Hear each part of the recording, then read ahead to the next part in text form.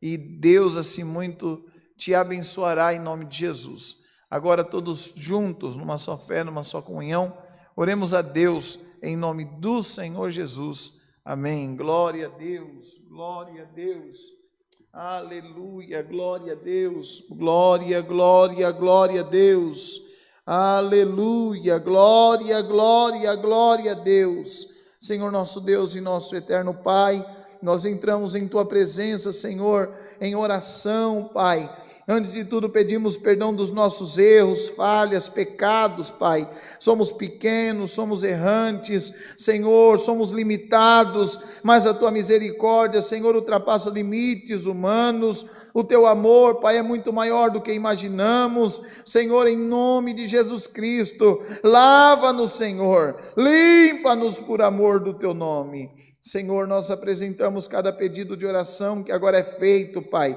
Senhor, que é inscrito, Senhor, aí nesses comentários no YouTube, no Facebook, Senhor, pessoas que estão em desespero, Pai, com problemas na família, no casamento, com filhos, problemas financeiros, Pai. Essa pandemia, além de trazer essa doença do mal, trouxe também problemas, Pai, como desemprego. Senhor, pessoas que estão se embaraçando todas nas dívidas. Senhor, em nome de Jesus Cristo, abre as portas ao Teu povo, traspassa esse lar conturbado. Senhor, em nome de Jesus Cristo, restaura este lar, Senhor, este casamento, Senhor.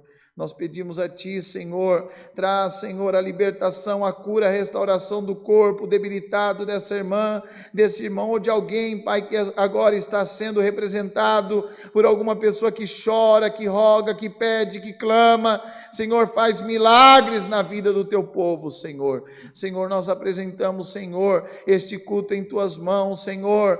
Manda do céu a Tua palavra, fala com a nossa alma, recebe os nossos louvores, a nossa oração, a nossa adoração, Senhor, em nome de Jesus Cristo, Pai, pedimos a Ti, Senhor, abençoa-nos, Senhor, neste culto, e antes do término dele, Senhor, que nós possamos ter resposta da Tua parte, em nome de Jesus Cristo. Senhor, apresentamos a igreja em Santo Amaro, apresentamos o culto, Senhor, de vigília, que acontecerá no dia 30 de outubro, aonde, Senhor, nós estaremos das 23 horas até 5h30, 6 horas da manhã, Senhor, buscando da vida, a vida que só o Senhor pode dar, a vida que só o Senhor é, Pai.